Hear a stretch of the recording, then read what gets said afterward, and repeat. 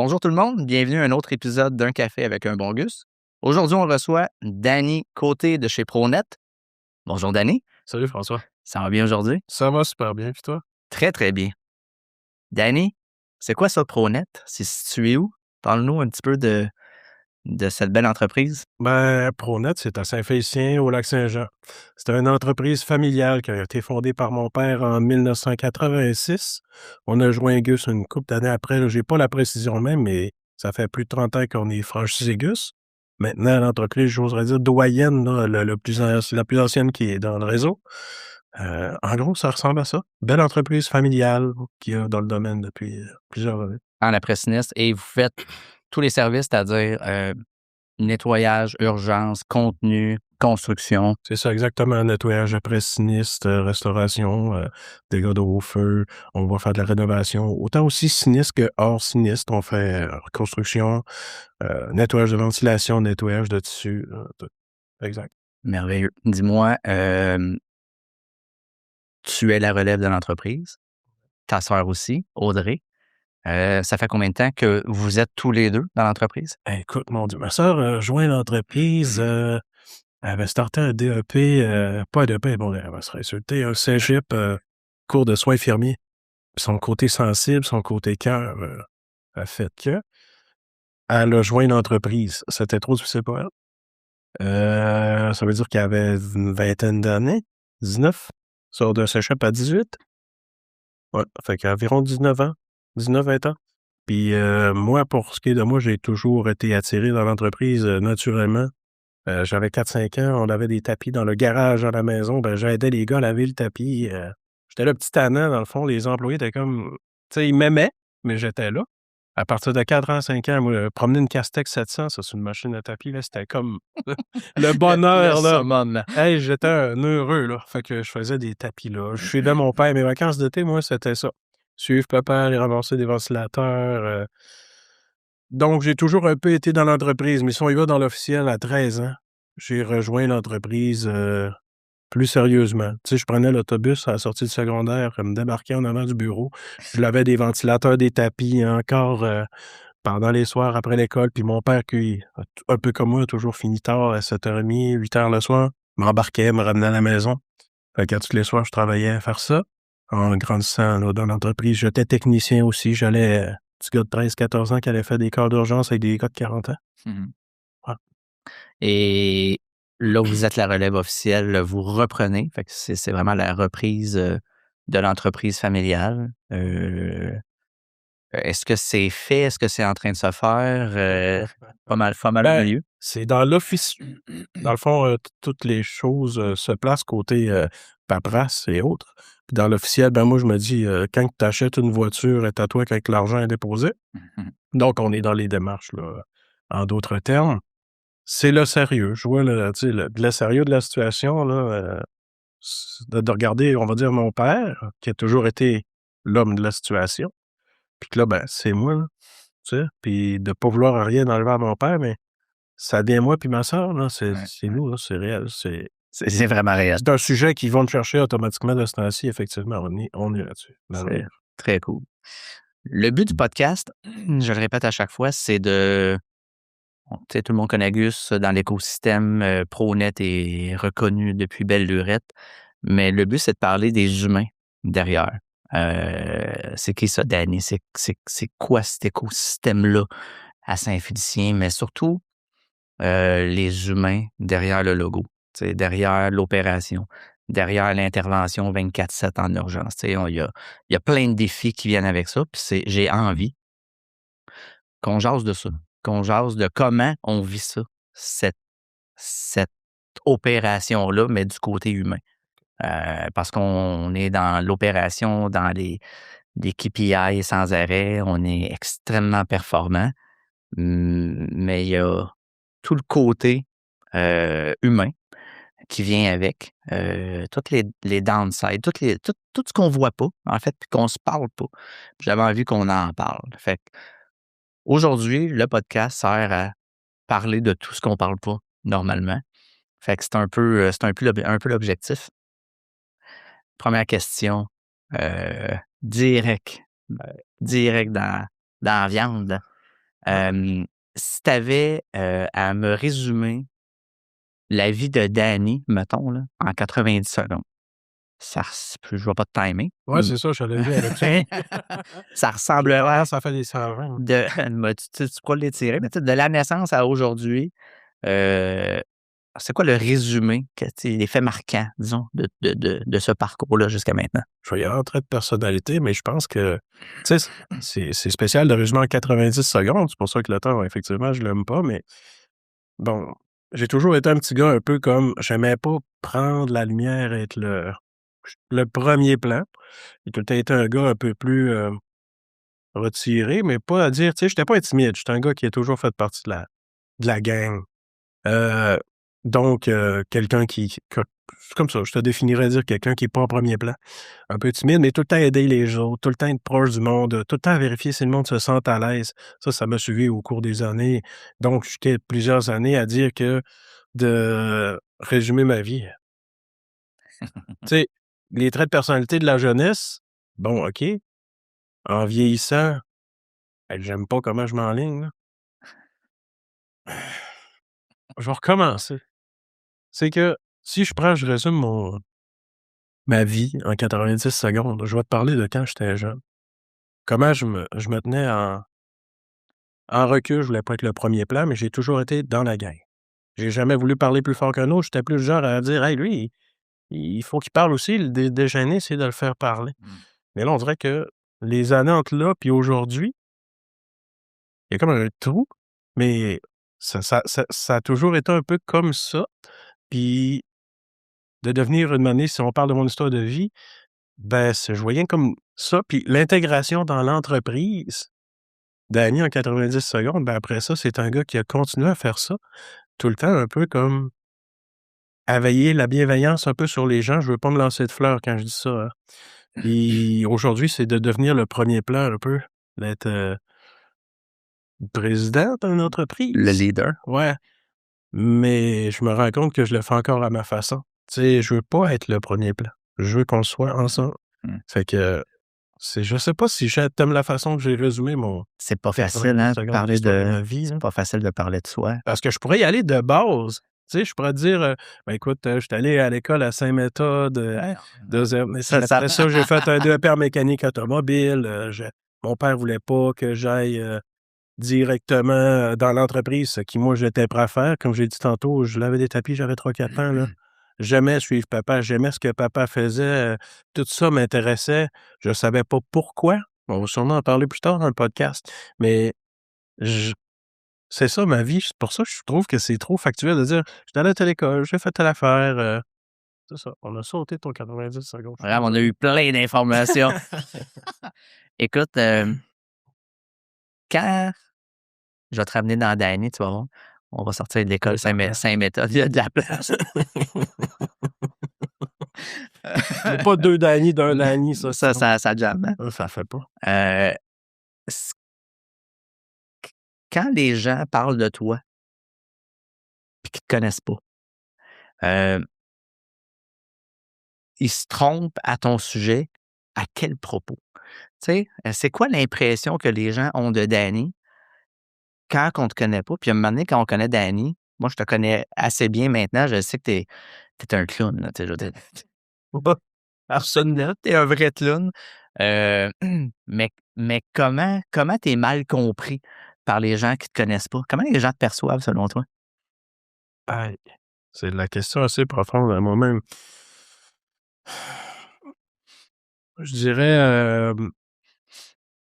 ben, aujourd'hui, il y a un complexe de dire d'être dans l'administration d'une entreprise. Le monde, mettons, comme me voit paresseux. Je trouve que c'est un peu bas comme réflexion. Dans le fond, quelqu'un qui me connaît pas ne saura même pas à rigueur que je pourrais être paresseux par le fait d'être, assis dans une chaise à la direction d'une opération, mais sinon Versus avant, tu avais 2 mains dedans. ouais, exact. C'est ça, ça vient aussi il y a une étape dans ta vie où ce que j'ai toujours été terrain, Mmh. puis à devenir dans le bureau, puis de dire: «Mon Dieu, c'était bien moins compliqué sur le terrain», puis l'effet d'accomplissement.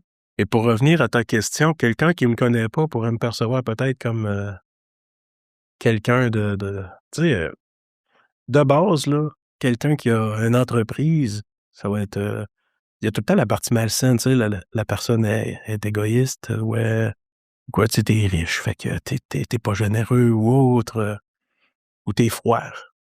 Aussitôt que moi, je pense que c'est de quoi que le monde peut voir de moi, Mmh. mais bien me parler, puis C'est assez rapide. exactement, mais c'est de quoi que j'adore casser, moi, quand j'arrive à quelque part que écoute, je les vivais plus quand on était dans le 16-20 ans, là, quand tu commences à aller chez du monde que tu connais pas avec des amis, puis moi, j'ai tout le temps été aimé aller me présenter, hein. Salut, ça va? Pour cerner le monde, pour être cerné aussi auprès du monde. Parce que quand tu arrives dans une soirée, tu remarqueras que tu tout le temps celui-là dans le coin qui parle pas, puis là, tu te dis: «Non, mais il a l'air snob». Twist. Fait que là, moi, j'étais comme, j'allais le voir s'il était snob. Finalement, il est pas snob, je passais la Mmh. soirée à parler avec. Ouais, briser les premières impressions. Mmh. Très cool. Dis-moi, tu parlais de ta famille tantôt, puis tu suivais ton père, puis tes 2 parents ont Ouais, ma ont mère. ont travaillé dans l'entreprise, tu sais, peut-être encore un peu, là. C'est quoi tu sais, les racines, là, tu sais, les valeurs familiales? Puis là, c'est particulier puisque vous avez travaillé ensemble beaucoup, mais tu sais, les comment tu définirais les valeurs familiales? J'imagine que c'était les mêmes, là, tu sais, autant au bureau qu'à la maison. C'était quoi vos grands principes familiaux? Les valeurs. Dans l'entreprise, tu sais, mon père, c'est spécial parce que, encore aujourd'hui, il était présent. Mon oncle François, là, mon père, il dit tout le temps mon oncle, ça me fait rire un peu, c'est parce que mon parrain, Evans, mon oncle Evans, ben, lui, c'est mon oncle Evans, mais pas tout le monde est un peu comme mon oncle, dans le sens que c'est C'est dans la en famille. famille, exact. Mais au travail, mon père, c'est pas papa, c'est Régent. Puis je suis pas mon fils, Mmh. c'est Danny. Fait que c'est toujours ben proche, mais ben professionnel. C'est spécial. Je dirais que les valeurs, pour répondre à ta question, je crois que c'est ça. Une proximité, c'est très familial, Oui. tu le sens déjà. Puis, il y a est-ce que tu sais, moi, je connais tes parents évidemment, je sens la rigueur. Tu sais, Régent et Martine, Oh oui, c'est absolument. la rigueur. Vous autres aussi, tu sais, vous prenez ça au sérieux. C'est pas il y a pas beaucoup de laisser-aller. C'est-tu là depuis toujours? Oui, absolument. En fait, je je prends mes parents un peu comme image à ça, tu sais, le côté, le sérieux, puis encore ma mère étant présent, mon père, qui eux autres ont l'œil, mais c'est nous qui avons le contrôle, puis, Dany était là: «Ouais, je sais, j'ai remarqué». Ben, cette rigueur-là, elle reste quand même, puis tu sais, ça s'il y a tant d'années de faites à l'entreprise, c'est toujours bien parce que la base de la soupe était bonne, le bouillon de poulet qu'il avait mis à base était bon, que tu veux pas changer une recette, là, tu veux l'améliorer. Ouais, puis tu es arrivé tantôt avec, des cadres qui datent de 2-3 mois. Ah ouais, à peine là, il vient d'être fait, je les ai amenés pour faire une grande première avec ça. Écoute, puis tu sais, le titre parlait d'entraide, là. Tu sais, il y a c'était fin des écoute, début des années 90 probablement, Mmh. là, des dates. Déjà là, tu sais, Pronet était reconnu pour aider les gens, tu sais. Exact. Puis, tu m'as dit une phrase quand tu es arrivé tantôt, tu sais, ce cadre-là, là, il a fait une différence. Puis, j'ai une question, tu sais, en fait, est-ce que ça, ce titre-là, ben, tu peux peut-être expliquer l'histoire, là, mais est-ce que ça a forgé la suite? Tu sais, est-ce que ça a forgé le fait que c'est sûr que tu voulais prendre la relève éventuellement? Ouais, ça l'a comme, effectivement, j'aime le mot que tu as dit, ça l'a forgé, mon avenir, mon présent, puis mon avenir, en fait. Heu, Effectivement, j'en ai même pas parlé dans ta question précédente, mais dans nos valeurs, aider les gens, tu sais. Tu sais, quand tu vas prendre je vais conter un peu une partie de mon histoire, tu vas prendre le boost que tu es dans l'entreprise depuis que tu as 4-5 ans, sérieusement 13 ans, puis que les années passent, tu arrives dans le 19-20 ans, c'est un peu comme un couple, ça fait longtemps qu'ensemble, tu sais, quand est-ce avoir des enfants? Ben moi, c'était quand est-ce tu prends ça la relève? Tu sais, quand est-ce tu vas prendre la relève? Puis tout ça. Les années passent, mais moi, ça va bien, hein, j'aime ça travailler pour papa, jouer maman, nanana, on va voir des clients. Ben là, j'avais tout le temps le non sérieux, je repoussais la balle de: «Ouais, je sais pas, hey, c'est une grosse» j'étais conscient que c'est une grosse décision, reprendre une entreprise. Je sais pas, mais j'aimais ce que je faisais. Puis je disais tout le temps ça de même, jusqu'à ce qu'on passe une entrevue avec un chargé de projet, que c'était un moment sérieux, crucial de l'entreprise. Ça faisait 2-3 ans qu'on avait démarré le volet construction. Je portais tout ça sur mes épaules. Tout le monde était derrière moi, mais c'était comme the only one qui était capable de tenir ça, à bout de bras, hein. Pour son entrevue avec un chargé de projet, puis en sortant de l'entrevue, le cadre que je voyais depuis des années, tu l'as dit, dans les années 90, j'ai relu le titre. Tu sais, une photo que tu vois, ça fait des années qu'elle tourne avec toi. Tu regardes du coin de l'œil. Sa mission, à rendre service aux gens, à aider les gens, tu sais. Ça descendait ses joues, là. Puis, c'est là que je vais apprendre la relève de cette entreprise-là, ouais. Je suis sur mon X. Puis, c'est là aussi que mon parcours de vie, que tu m'as demandé de compter mon 90 secondes, c'est là qu'il s'est fixé un genre de 90 secondes pour Danny. De dire pourquoi je prendrais la relève de cette entreprise-là? Ben, parce que Danny, depuis qu'il est petit, là, un gars qui était oppressé par les autres, ça, moi, je le défendais. Fait que j'étais pas le populaire, mais j'étais le gars qui écœure pas le gars qui tout le monde rit de lui. Mmh. J'ai tout le temps été ce gars-là à aider les gens. T'es mal prêt, appelle-moi, je vais aller t'aider. Puis c'est un genre d'écosystème philanthropique, si on veut, mais c'est justement ma vie. Puis tu te rends compte que l'entreprise qu'on a pas à day-to-day, c'est ça. Fait que c'est là que ça a gelé mon avenir. Tu sais, savoir mes principes. Mon why. Pourquoi je me lève un matin? Exact. Parce que je vais faire ça. Très, très cool. Puis est-ce que ça a été un moment charnière? Ouais. Ça a fait: «OK, là, ça va arriver. Je me qualifie pour la relève». C'était ça que tu t'es dit inconsciemment, là, tu sais? Inconsciemment. Est-ce qu'avant ça, le fait de tu sais, bah, tu pas très vieux, là, tu sais, à 18, 19, 20 ans, prendre la relève d'une entreprise familiale, bon, C'est peut-être gros. pas prêt, là, tu sais. Ouais. As-tu eu peur de décevoir tes parents? Tu sais, ça t'es-tu passé par la tête? Parce que, tu sais, Encore aujourd'hui. ça, c'est ça, hein? Encore aujourd'hui. C'est tellement beau. C'est tellement grand ce que mon père a fait. C'est tellement ensemble aussi qu'on l'a fait. Puis lui, de transmettre le flambeau, tu te dis, tu sais, il montre des émotions quand je dis ça. Mais c'est encore aujourd'hui. Puis je pense que ça a sa place. C'est un peu le jour où le chef qui faisait la soupe avec son bouillon de poulet, il sera plus là pour la faire. Mmh. De garder le respect puis la réflexion en arrière de chaque décision que tu prends.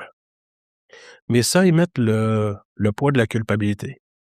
D'emmener mon père dans ses grandes sagesses, là, quelques années, ça fait pas bien longtemps, il m'a dit: «Tu sais, Danny, peu importe ce qui arrivera, là, faut pas que tu t'en fasses, là. Faut pas que tu t'en veuilles, là».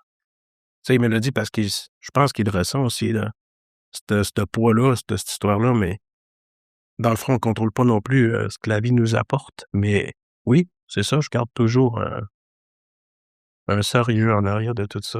C'est ça, hein, c'est, ne pas décevoir, tu sais? Puis ça, c'est très, très vivant, dans la relève familiale. Tu sais, le reprenariat familial vient souvent avec cette, volonté de ne pas décevoir, tu sais?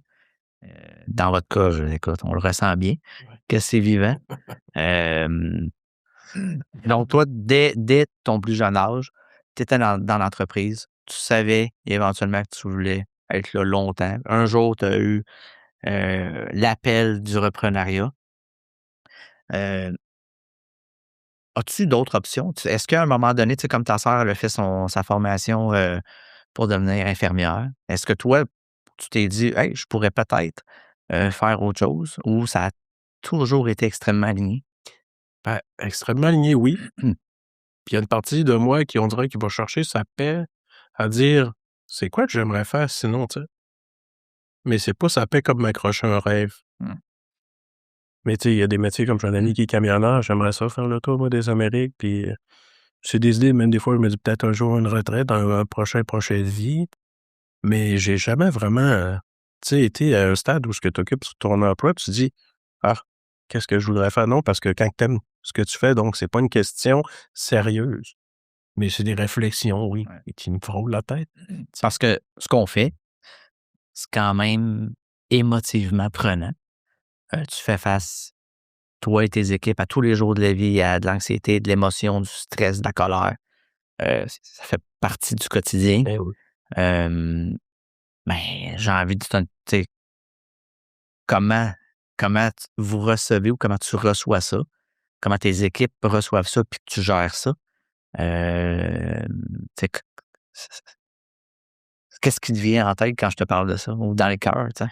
Les paroles qui vous viennent, je te dirais, tu sais, tu parlais encore une fois de ce qu'on reçoit, les émotions et autres. Quand je fais une entrevue avec un candidat qui devient un employé si on veut, je parle de c'est quoi la mission de travailler chez Gus, tu sais? Notre mission, c'est d'aider les gens. Donc, je leur explique que c'est pas juste eux. Tu sais, toi, ta job, c'est d'aider les gens. Ça, tant qu'à moi, c'est pas une entièreté, c'est unilatéral. C'est l'employé, il va aider les gens, puis non, non, tu travailles dans une entreprise. Moi, le propriétaire, ma sœur, notre mission, c'est d'aider les gens.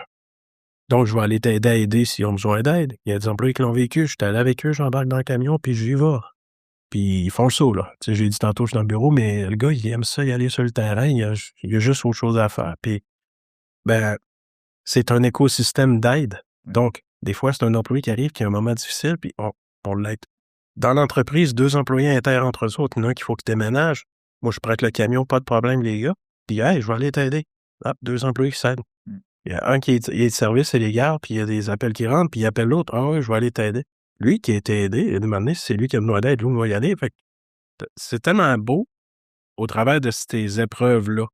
Tu sais, on va avoir une catastrophe que tu as des heures de fou accomplis, moi, je l'ai fait, là, des 24 heures en ligne, puis ben là, il faudrait que tu épaules émotionnellement, mentalement, là, ton employé. Il a ses enfants, tout est compliqué, sa blonde, elle l'attendait le soir.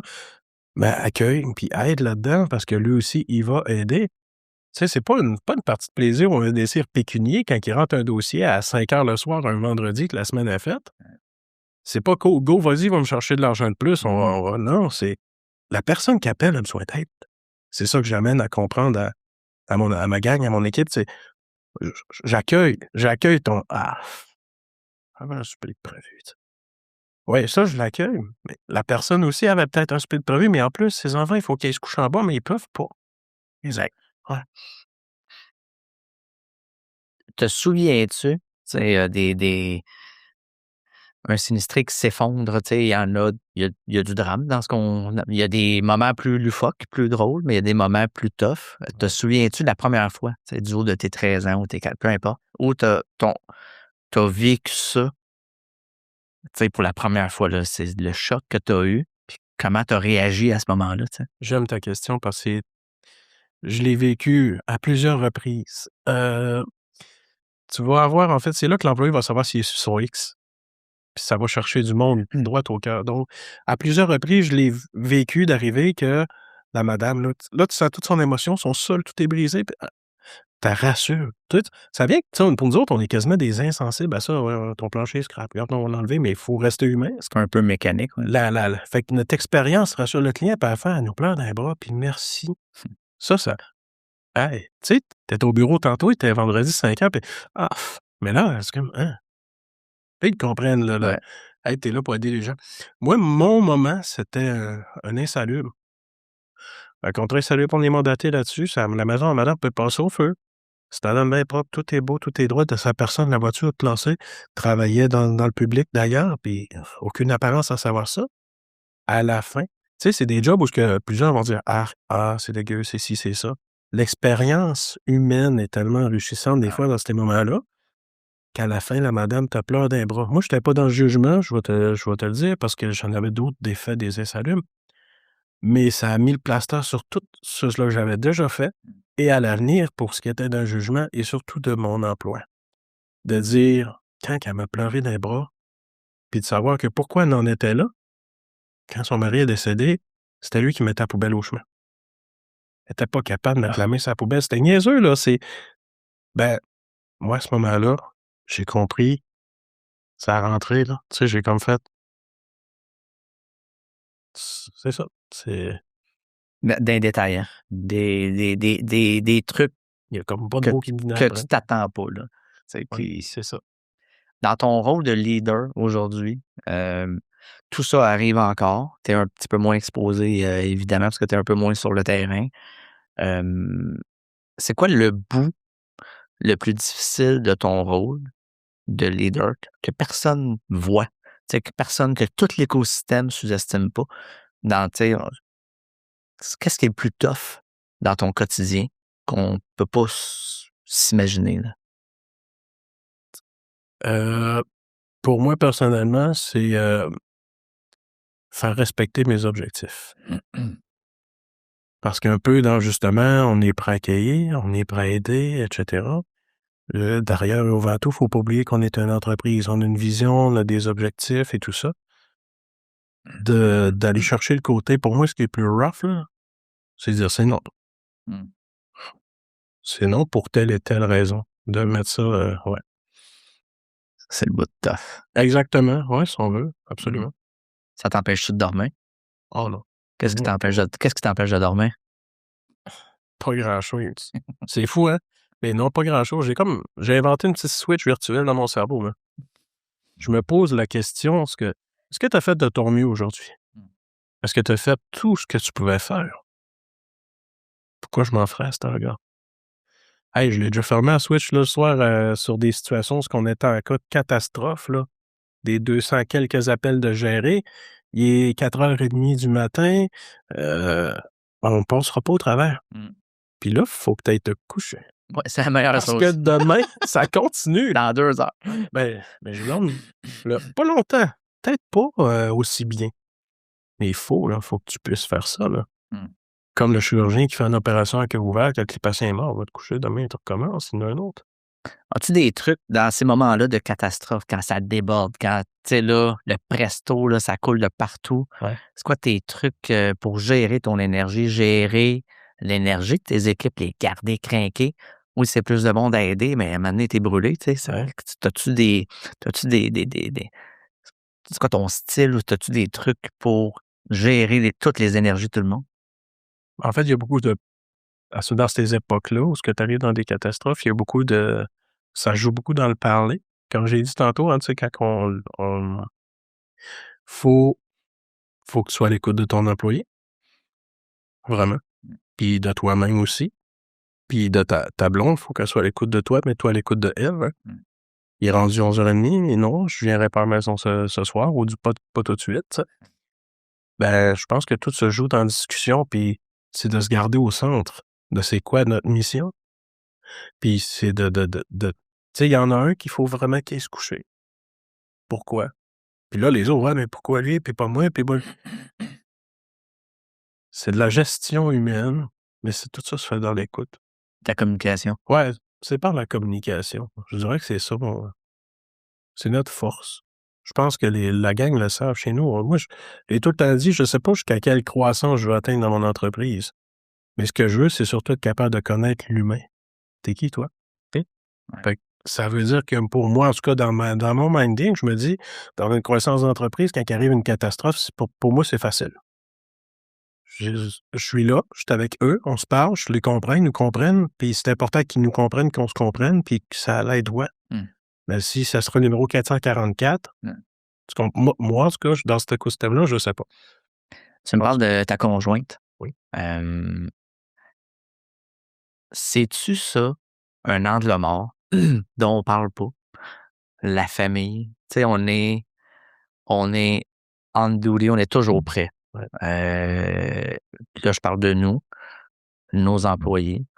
Tu sais, ce que personne voit dans nos vies, c'est tout ce temps-là qu'on n'est pas dans la famille parce qu'on est 24/7. Puis il y a des moments où c'est plus tranquille, fait que bon, on en profite. Mais on est toujours prêt à répondre quand le besoin apparaît. Puis il y a des gens dans nos vies qui en payent un peu le prix.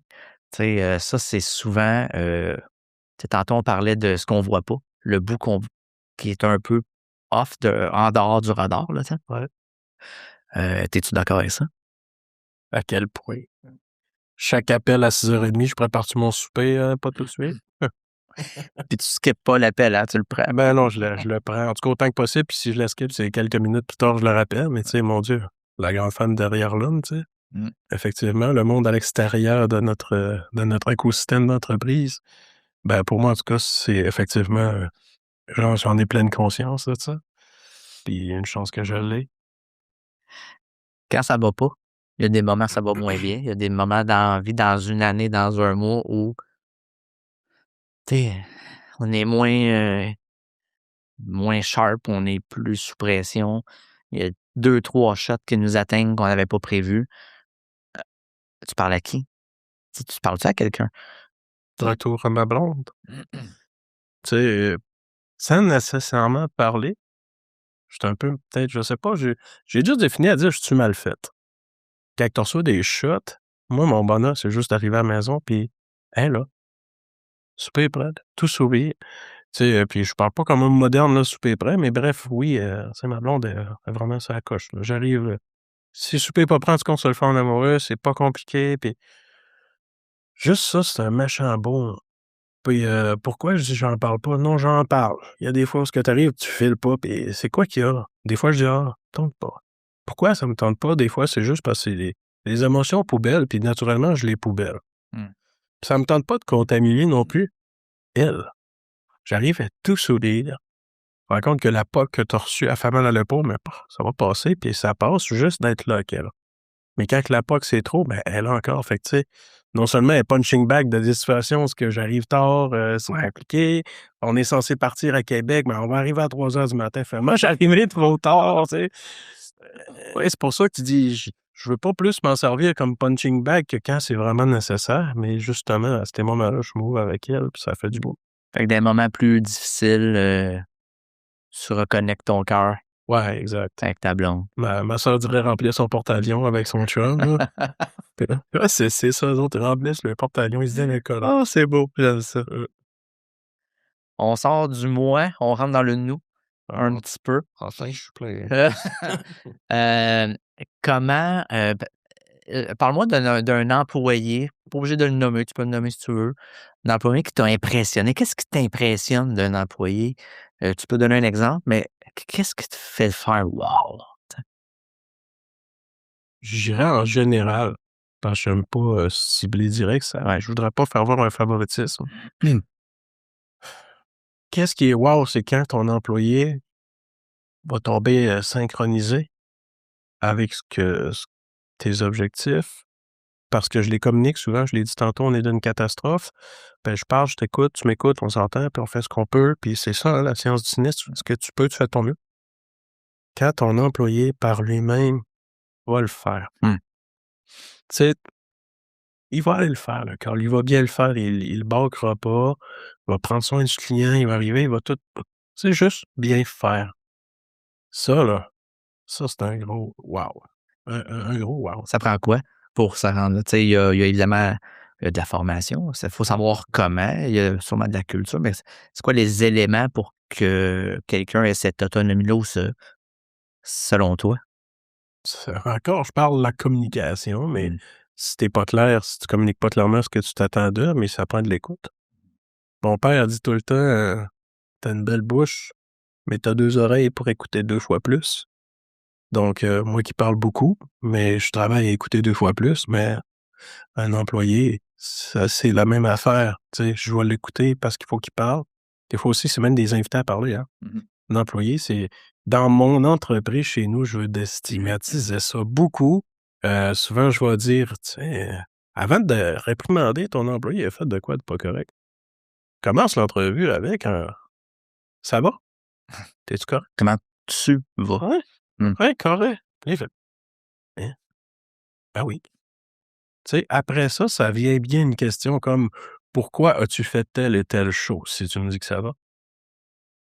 Là, il va revenir à: «Ça va? Ouais».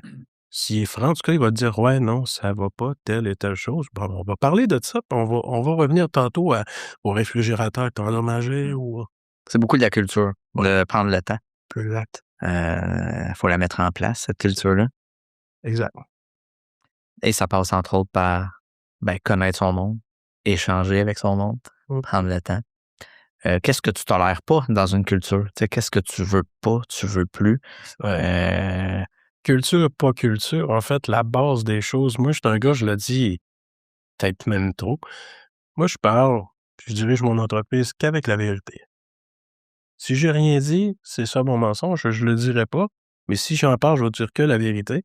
Me faire mentir en pleine face, Mmh. puis je sais que tu me j'ai un démon, une bête en dedans de moi. Oh! Tu sais, je te dis la vérité, je me commets, réponds-moi la vérité. C'est pas toujours beau, mais c'est nécessaire. Elle vrai. Fait que moi, quelqu'un qui est pas vrai, c'est ça, viens me chercher, là. Ça t'atteint. Ah! Ah, alléluia. Y a-tu, qu'est-ce que tu as vu dans tes équipes sur le terrain? Tu sais, le geste le plus humain, le plus pas toi, le geste le plus humain que tu as vu arrivé, possiblement avec un client qui a fait le wow, tu sais, puis pas à ta demande nécessairement? Ça serait pas le un membre de mon équipe. Ça va être ben, ouais, non, c'est mon équipe. Puis je vais après ça te faire une anecdote sur un autre. On a eu notre plus grosse catastrophe de l'histoire de Pronet, là, de mon père. Écoute, je l'ai parlé tantôt un peu, là, tu sais, j'ai dit 200 quelques appels. Mmh. Ça, là, c'était une catastrophe qui touchait tout le nord de la région au complet. C'était Albanel, Normandin, Joinville, c'était tout dans ce secteur-là. C'était incroyable les agences qu'il y a eu, puis ça a commencé à 9 heures le soir, un appel qui rentre, un autre appel qui rentre, puis un autre appel. Je dis: «OK, ça brasse». Et ça a été un autre, un autre. Là, maintenant, on a débarqué à Centrale de Gus, puis on était au bureau, moi, maman, mon père, puis on prenait les appels.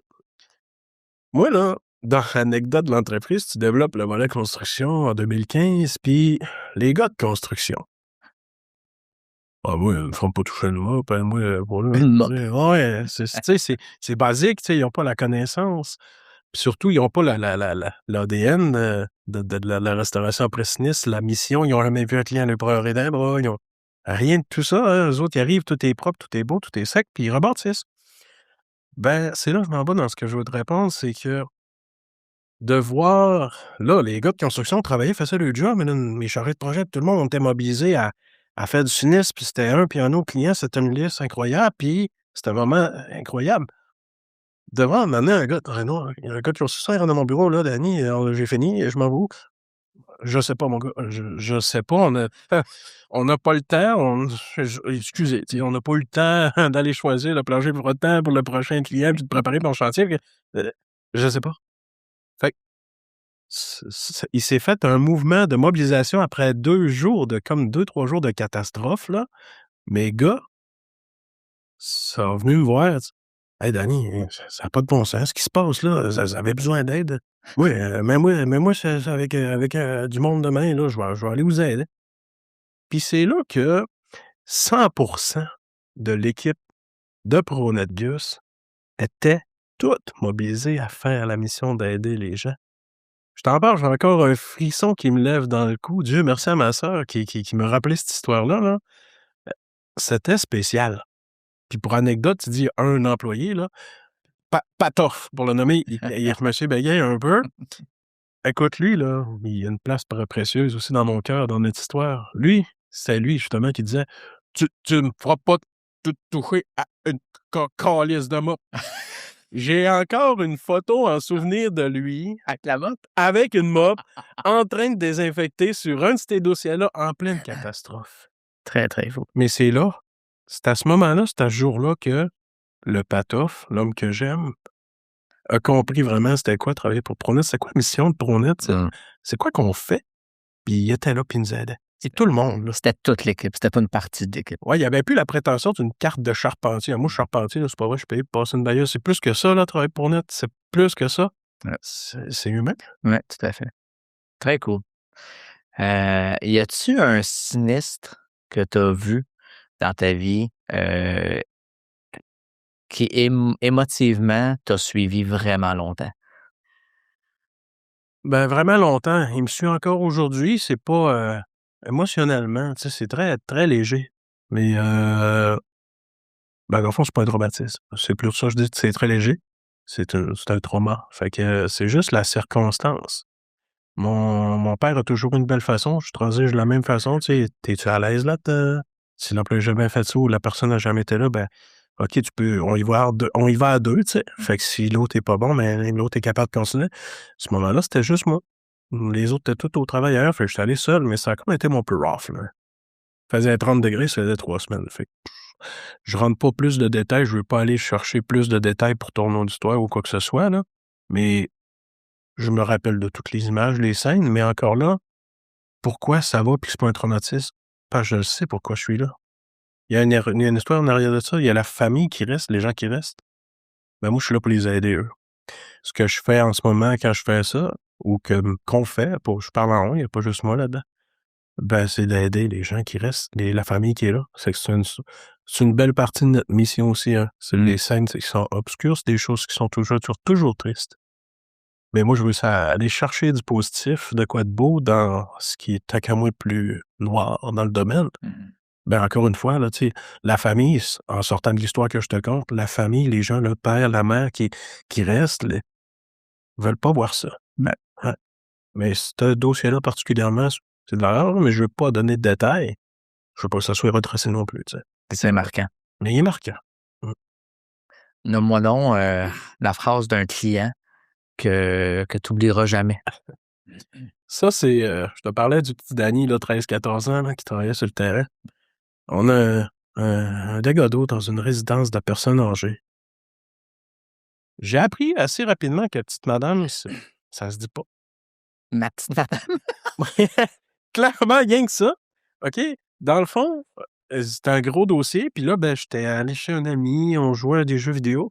Puis là, mon père m'appelle, un gros dossier, là. Fait que, tu sais, son petit homme qu'il faut qu'il aille à l'école demain.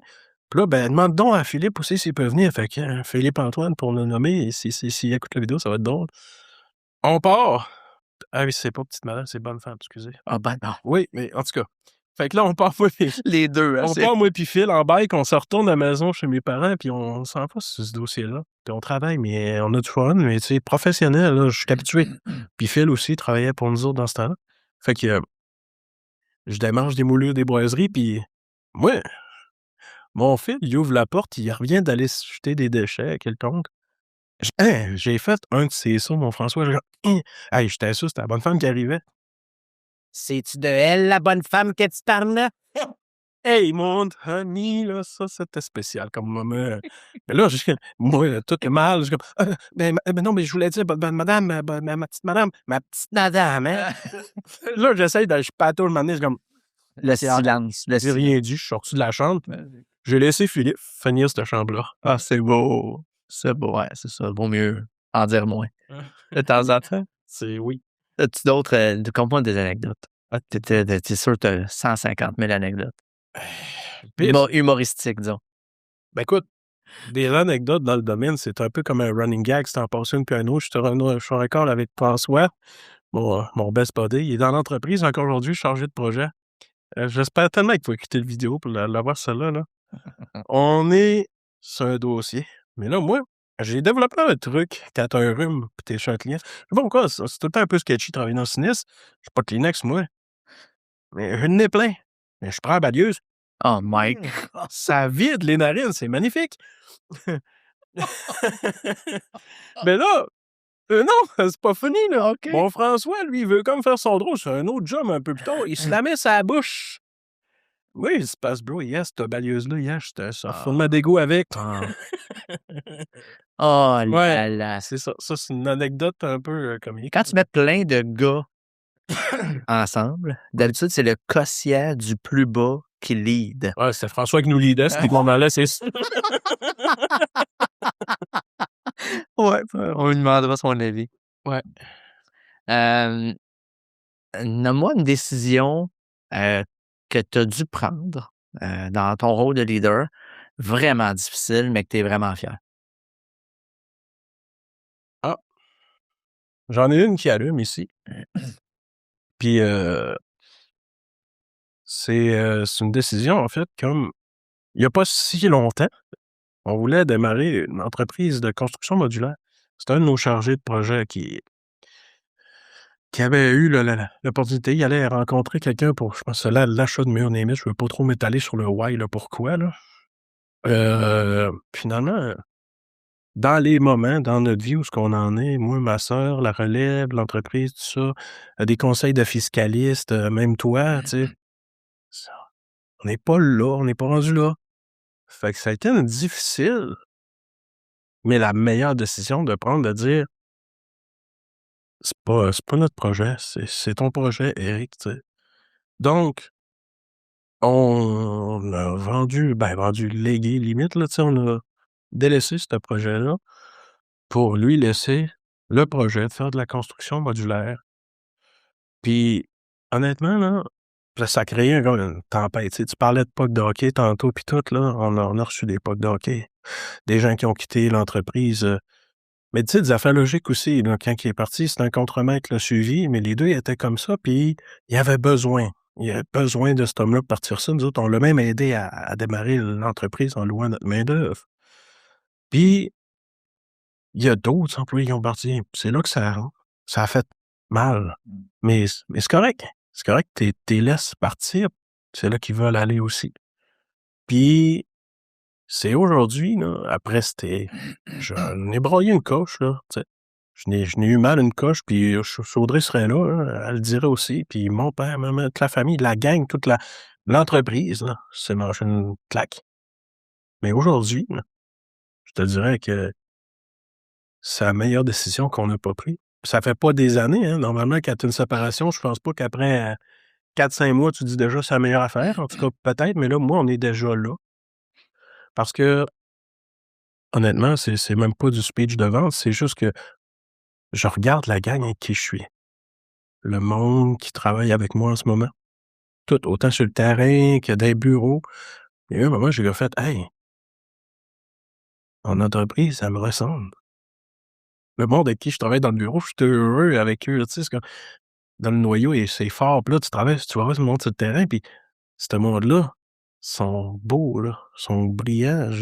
Genre, puis je dis pas que les autres l'étaient pas, mais j'ai découvert une chose, je sais plus si c'est toi ou en tout cas, il y a quelqu'un qui m'a dit ou c'est moi qui se l'invente que quelqu'un l'a dit, c'est bien basique, c'est le monde qui travaille pour toi, faut qu'il ait foi en toi.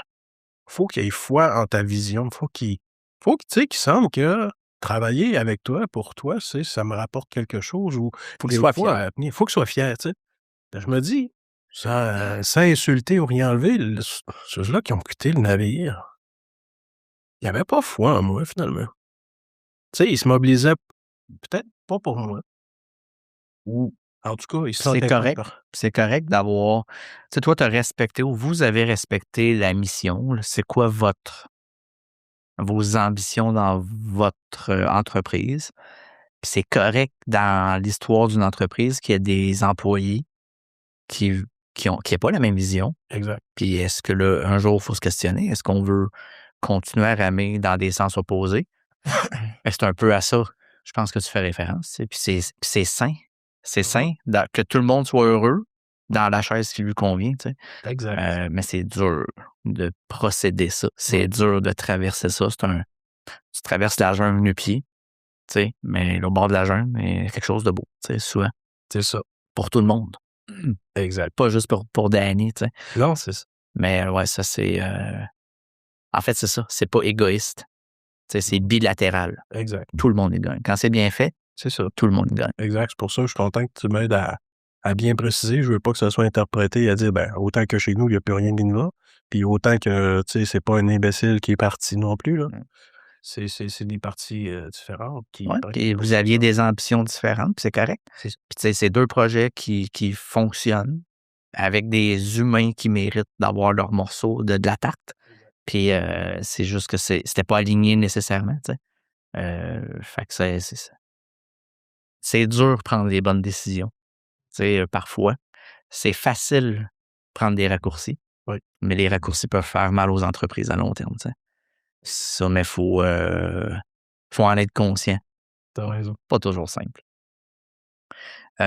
Dis-moi donc, qu'est-ce que tu aimerais éventuellement que tes enfants ou que tes équipes retiennent de Danny? Tu sais, la mémo on se rappelle de Danny comme étant Moi, quand je te dis que je ferme la switch à la fin de la journée, je dis: «Est-ce que j'ai fait le meilleur de moi-même?» Souvent, tu dis: «Moi, j'espère qu'ils sont conscients que je fais le meilleur de moi-même». C'est ça que j'aimerais juste que le monde retienne. Tu sais, je vois, mettons, aussi mon père, tout ce qu'il a fait, tout ce qu'il a accompli, la marina, les régates, l'entreprise, des heures de fou, sans l'ombre d'un doute, cet homme-là a fait le meilleur de lui-même. Je me dis, mes enfants ou l'entreprise ou les gens que je vais avoir croisés, j'espère qu'ils vont être conscients. Parce que moi, à chaque jour, ce qui fait que je dors, je me dis: «J'ai fait le meilleur de moi-même aujourd'hui». Pourquoi? Parce que moi, je pense que c'est juste important de faire le meilleur de soi-même. On a un temps à passer sur cette terre-là, tu sais. mais c'est important au moins que tu fasses le meilleur de toi-même. Il y a des jours que le meilleur de toi-même, c'est d'écouter la meilleure télésérie qu'il y a pas sur Netflix pour te reposer, prendre de l'énergie. Mais je l'ai faite à mon meilleur, en pyjama, bien entendu. C'était au max, là. Ça fait du bien un peu de casser l'émotion, mais c'est ça. Je me dis, quand que le monde sont juste conscients que, bah, écoute, t'as fait le meilleur de toi-même. Ça veut pas dire le succès, hein, ça veut pas dire le... Non, juste ce que t'as fait, c'était le mieux que tu pouvais faire. Moi, je me dis, quand t'as fait ça dans ta vie, qu'est-ce que tu aurais pu faire d'autre? T'as fait du mieux, tu sais. C'est une bonne mémoire. Ouais. C'est quoi ta définition du succès aujourd'hui? Tu sais, aujourd'hui, grand garçon, leader d'une entreprise. Ouais. Comment tu définis le succès? Parce qu'aujourd'hui, puis il y a 10 ans, c'est complètement différent, c'est sûr. C'est quoi aujourd'hui ta définition du succès? Tant qu'à moi, le succès n'est pas l'objectif final. Étant tous les objectifs que tu vas te fixer au cours de ta vie pour atteindre l'ultime objectif. Si tu l'atteins pas, as-tu eu le temps? La vie t'en a-tu permis? Pour moi, le succès, c'est la personne qui va se fixer des objectifs au quotidien et qui va les accomplir. À chaque jour, on fait un café. Petite gorgée là-dessus. Chose à faire essentielle. C'est chose à faire essentielle. Pour moi, ça l'est, mon objectif. Puis, il faut que tu l'accomplisses. C'est ton café du jour. On prend un café à tous les jours, mais moi, je fais un café aussi au travail à tous les jours. Ben, c'est ça. Chaque petit objectif accompli, c'est une forme de succès. Va pas chercher les grands objectifs. Va pas te définir pour l'ultime objectif de ta vie. Tu ne sais même pas si tu vas être là demain. Hier, je lâchais en anecdote que je faisais 5h45 de route, venir te voir, puis ça aurait pu se finir là. En tout cas, tu connais le côté humoristique de cette question-là, mais chaque petit objectif, c'est ça pour moi le succès, la définition de... Tu sais, aujourd'hui, je me suis fixé de réussir à faire tel dossier, j'ai réussi. Yes! Ça va bien. Ouais. Et avant, j'étais sur le gars de l'ultime objectif, comme plusieurs personnes. Hein. Ça en rend malade de ça. Ça en époumonne. En perdre aussi toutes les... Là, il n'y a pas même tes objectifs professionnels. Hein? Non. Tu as plusieurs sphères dans ta vie. Les sphères sociales, les sphères de la famille, les sphères... Ben, fixe-toi des petits objectifs un peu de toi et bas. Tu vas atteindre le succès plusieurs fois par jour. Exactement. J'adore ça. Ouais. Au podcast, j'ai toujours la même finale, une petite question super facile. Ça fait combien de temps que tu es dans l'entreprise, ish? Ben, ça fait... J'avais 13 ans, j'ai 35, bientôt 36. Fait que ça va faire bientôt... 20 quelques années. Si le Danny d'aujourd'hui, s'il y avait un conseil à donner au Danny d'il y a 20 quelques années, quel conseil qu'il donnerait pour que son parcours, éventuellement de leader, soit peut-être plus calme, plus doux, plus facile? Ce serait quoi? Ben, en 2009, je pense, le 11 novembre, tu sais, c'était le premier gros lot de 60 millions de l'Auto-Québec. J'irais chuter les numéros gagnants, c'est magique, non, c'est pas. Pas vrai, tu sais. On va aller te chercher de quoi de plus sage que ça, là. Mais non, mais hey, comme Back to the Future, qui a la revue, là, tu sais. Totalement. Ouais, tu me donnes la capacité de retourner, là. Mais non, j'ai de quoi de plus beau que ça. Écoute, pouvoir parler au Danny, comme je te dis, j'ai commencé, j'avais 13 ans. Fait que rapidement, tu te ramasses, tu as 24-25 ans, tu es chargé de projet. Tes postes quand même sérieux dans l'entreprise. Puis tu rencontres des évaluateurs, 52-53 ans. Pourquoi je parle en âge? Souvent, le gars dans la vingtaine va s'incliner. Puis moi, il fallait que je me lève des fois pour défendre mon client et tout ça. Puis j'aurais donc aimé avoir des cheveux blancs. On dirait que les autres, tu sais, moi, je les repousse, là. J'ai quelques poils blancs sur de la barbe, puis c'est donc terrible, mais je les accueille aussi avec bonheur parce que l'homme de 40 ans se fait respecter, puis c'est niaiseux, hein, que l'humain fonctionne de même. J'ai eu beaucoup de misère à accomplir des choses que je voulais, autant dans la profession que dans le personnel, hein. T'as 15-16 ans, avant du gars de 25 ans, si le gars de 25 ans dit ça, on dirait oh, OK, tu sais. Moi, je dirais au Danny, plus jeune, fais-toi confiance, mon gars. T'es capable, t'as pas besoin d'être vieux, t'as pas besoin d'avoir de l'âge. Tu l'as, tu sais. Fais-toi confiance. Puis pas rien que dans la profession, mais oui, dans ma profession, je le vis encore même aujourd'hui. J'ai 35 ans, mais ça fait une vingtaine d'années que je suis dans le domaine. Tu sais, des fois, il y a le monsieur a 55 ans, mais il y avait un bar avant, cet expérientialiste-là, tu sais. Ça fait peut-être 6-8 ans qu'il est là, il se fait 20 ans, je suis là. Je sais ce que je dis, je vois où est-ce que je m'en vais, puis je te dis pas que t'es nul de ton côté non plus. C'est pas l'âge qui définit la personne. Mais c'est toi face à toi. C'est toi face à toi, c'est ça. Puis, puis pour l'âge, là, peu importe, mais ce que je veux dire, dans le fond, c'est que moi, me dire à moi: «Fais-toi confiance». Puis trop souvent, j'ai tendance à, mettons, douter. Mmh. Mais je suis capable. Puis c'est ce que je me dis day to day, bêtement. Très beau. Merci, Danny, d'avoir été avec nous autres. Ouais, ça fait plaisir, François. J'espère que ça n'a pas fait trop mal. Ouais, on n'a pas trop rentré dans la vie. Tu disais qu'il y avait de la place. Non, c'était vraiment le fun, j'ai aimé ça. Très cool. On se revoit bientôt de toute façon. Of course. Merci d'avoir été avec nous aujourd'hui pour un autre épisode d'Un café avec un bon Gus. Si vous avez aimé ce que vous avez vu aujourd'hui, n'hésitez pas à liker, partager. On se revoit à un autre épisode.